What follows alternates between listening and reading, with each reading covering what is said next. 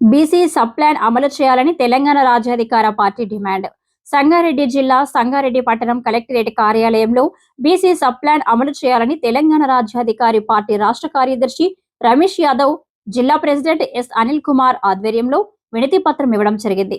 ఈ సందర్భంగా వారు మాట్లాడుతూ కేటాయించిన నిధులు పక్కదారి పడకుండా ఆర్థిక సంవత్సరం ముగిసినా ఆ నిధులు బీసీల కోసమే వినియోగించేలా సప్లై చట్టబద్ధం కల్పించాలి వారు తెలిపారు. ఈ కార్యక్రమం జిల్లా vice president V Ravi, Sangareddy town president A Ravi, కార్యదర్శి పి తుకారం, మునిపల్లి మండల్ నాయకులు యూసఫ్, అంజీ, కంది మండల్ సల్మాన్, నారాయణఖేడ్ భాస్కర్, పండరి రాజు పాల్గొన్నారు. గొంతు విప్పి తెలంగాణ మొత్తం కూడా వినిపించేలాగా ఎలా మనకు మోసం జరుగుతుందని తెలియజేశారు. ఇది గవర్నమెంట్ నుంచి తీసుకున్నటువంటి ఖర్చులు లెక్కలు తీసుకున్నటువంటి ఎంత ఖర్చు చేశారు, నిధులు ఎన్ని వచ్చాయని చెప్పేటటువంటి పత్రము ఇది. ఈరోజు సంగారెడ్డి జిల్లా కలెక్టర్ కార్యాలయంలో కలెక్టర్ గారికి ఇవ్వడం జరిగింది. అయితే గత 2 సంవత్సరాలుగా ఉన్న కాంగ్రెస్ ప్రభుత్వం కూడా ఇదే తరహాలో మోసం చేస్తూ ఉంది. ఇవి చూసుకున్నట్టయితే ఆర్థిక సంవత్సరంతో సహా బీసీలకు ఎట్లాంటి అన్యాయం జరుగుతుందనే విషయాన్ని నేను తెలియజేస్తా ఉన్నాను. 2014 నుంచి 15 వరకు బడ్జెట్ కేటాయించిన కోట్లు 4311, ఖర్చు చేసిందేమో 1090 కోట్లు. 1090 కోట్లు. 2015-16 నుంచి 4897, ఖర్చు చేసిందేమో 1073 కోట్లు. 2016 నుంచి 17 వరకు 4622 బడ్జెట్ కేటాయిస్తే 2692 కోట్లు ఖర్చు చేశారు. 2017 నుంచి 18 వరకు 5070 కోట్లు నిధులు కేటాయిస్తే 2866 కోట్లు ఖర్చు చేశారు. 2018 నుంచి 19 వరకు 5764 కోట్లు నిధులు కేటాయిస్తే 3544 కోట్లు ఖర్చు చేశారు. 2020-21లో 4429 కోట్లు బడ్జెట్ కేటాయిస్తే దీంట్లో 2900 కోట్లు ఖర్చు చేశారు. అంటే ఈ మిగులు ఎక్కడికైతే వెళ్తుందో ఈ మిగులు ఖర్చు కూడా మీకు తెలియజేస్తాను. మిగులు ఖర్చు 2014-15లో 3321 కోట్లు మిగిల్చారనమాట ఈ ప్రభుత్వం. గత ప్రభుత్వాలు ఇవన్నీ చూసుకుంటే 2014 నుంచి వెళ్ళి 2021 వరకు.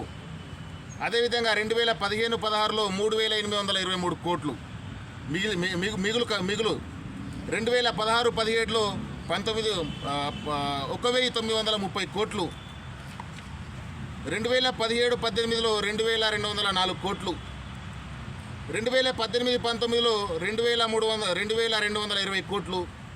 2020-21లో 1448 కోట్లు. అంటే ఈ మిగులు మొత్తం ఏదైతే బీసీ వర్గానికి దక్కాల్సిన ఏదైతే ఉందో, బీసీ వర్గానికి దక్కాల్సిన ఏదైతే నిధులు నియామకాలు ఉన్నాయో వీటన్నిటిని కూడా రాష్ట్ర ప్రభుత్వం మళ్లించి ఇది వేరే తరహాలో ఈ మిగులు ఖర్చు ఎక్కడికి పోతుందని సమాధానం మాకు చెప్పాలి. ఇది మా డిమాండ్. ఈ బీసీల కడుపుల నుంచి పొట్టలో పోయేటటువంటి అన్నాన్ని కూడా మీరు లాక్కొని తింటా ఉంటే మేము బీసీ వర్గం మొత్తం కూడా తెలంగాణ వ్యాప్తంగా కూడా మేము ఏం చేయాలి? మా పోరాటము, మా డిమాండు, రేపటి ఉద్యమము, మా తెలంగాణ రాజ్యాధికార పార్టీ ప్రతి ఒక్క పౌరునికి అందాల్సినటువంటి ఏదైతే నిధులు ఏదైతే వస్తున్నాయో ప్రతి పౌరునికి చేరే విధంగా కూడా కృషి చేస్తూ ఉంటుంది. ఖచ్చితంగా దీనికి మేము ఉద్యమం చేస్తాం. దీనికి తెలంగాణ రాజ్యాధికార పార్టీ నాయకుడు తీన్మార్ మల్లన్న అధ్యక్షుడు దీన్ని ప్రతి మండలం వారీగా ప్రతి ఎంఆర్ఓకి, ప్రతి నియోజకవర్గంలో ఉన్నటువంటి ఆర్డీఓకి, అదేవిధంగా మున్సిపల్ కార్పొరేషన్లో ఉన్నటువంటి ప్రతి ఒక్క వ్యక్తికి కూడా మేము ఈ పత్రాన్ని అందజేస్తూ ఉన్నాము.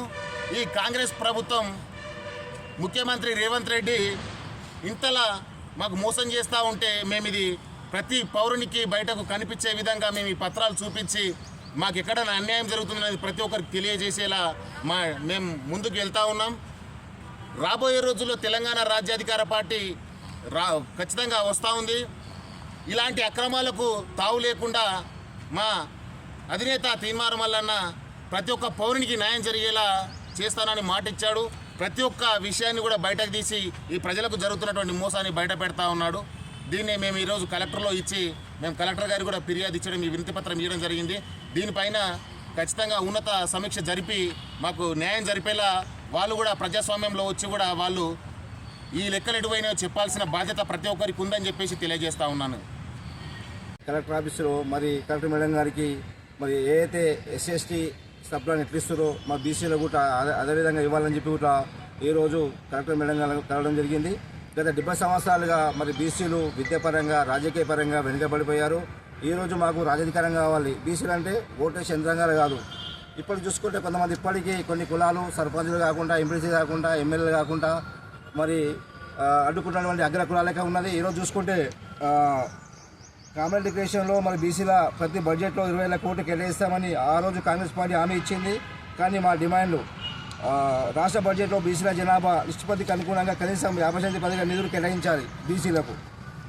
అట్లాగే సప్లాన్ చట్టబద్ధంగా కేటాయించిన పక్కదారి పట్టకుండా ఆర్థిక సంవత్సరం ముగిసిన నిధులు బీసీలకు కోసమే సప్లాన్ చట్టబద్ధం కల్పించాలి. అట్లాగే విద్యారంగ బీసీ విద్యార్థుల కోసం ప్రతి మండలాల్లో బహుజనుల గురుకుల పాఠశాలలు, కళాశాలలు ఏర్పాటు చేయాలి. విదేశీ విద్యా పథకాన్ని మరింత సులభతరం చేయాలి. అలాగే ఆర్థిక అభివృద్ధి, నిరుద్యోగ, బీసీ యువతకు మరియు కులవృత్తుల వంటి వారికి ఎటువంటి శక్తులు లేకుండా సబ్సిడీతో కూడిన రుణాలు మంజూరు చేయాలి.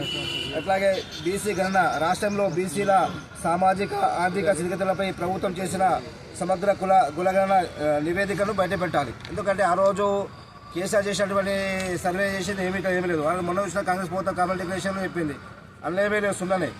ఈరోజు తెలంగాణ రాష్ట్ర వ్యాప్తంగా ఎక్కడ చూసినా కూడా ప్రతి గ్రామంలో కూడా ఈరోజు బీసీ నిదానం నిలబడుతుంటే కేవలం తీర్మానం వల్లనే. మరి రాబోయే రోజుల్లో 2020లో మరి బీసీలకు ముఖ్యమంత్రి చేసుకుంటాం. అట్లాగే తీర్మానాలకు ముఖ్యమంత్రి చేసుకుంటాం. ప్రతి గ్రామంలో కూడా కమిటీలు వేసుకుంటాం. ప్రతి గ్రామంలో కూడా మన బహుజనత ఐక్యమత్యం చేస్తాం. 60% ఉన్న బీసీలు ఈరోజు అన్ని విధాలు నష్టపోతున్నారు. అన్ని విధాలుగా అగ్రకులాలే ఉన్నారు. కంపెనీ వాళ్ళే ఉన్నది, మీడియా వాళ్ళే ఉన్నది, అన్ని సమస్యలు వాళ్ళే ఉన్నాయి. మరి బీసీలు అంటే ఓట్లు వేసి యంత్రాంగాలు మారిపోయారు. కానీ ఎలక్షన్ వచ్చినప్పుడు బీసీలు గుర్తొస్తారు. ఈరోజు మన బీసీలు బహుజన పిల్లలు చదువుకోవాలి. చదువుకుంటే ప్రశాంతత్వం వస్తుంది, తిరిగి వస్తుంది. అందుకే ప్రతి ఒక్కరు చదువుకోవాలి. ఏదైతే రాబోయే రోజుల్లో ఈ బడ్జెట్ పైన ఏదైతే తెలంగాణ కోసం అయితే ఢిల్లీ నుంచి గెలిదాకా ఎట్లా కొట్టామో ఈ బీసీల కోసం కూడా ఢిల్లీ నుంచి గెలిదాకా కొట్టడానికి తెలంగాణ రాజకీయ పార్టీ కూడా ముందుందని చెప్పి కూడా మీకు అందరికీ తెలియజేస్తున్నాను. జై మల్లన్న, జై మల్లన్న, సాధిద్దాం సాధిద్దాం తెలంగాణ రాజ్యాధికార పార్టీ సాధిద్దాం, సాధిద్దాం సాధిద్దాం తెలంగాణ రాజ్యాధికార పార్టీ సాధిద్దాం. జై మల్లన్న.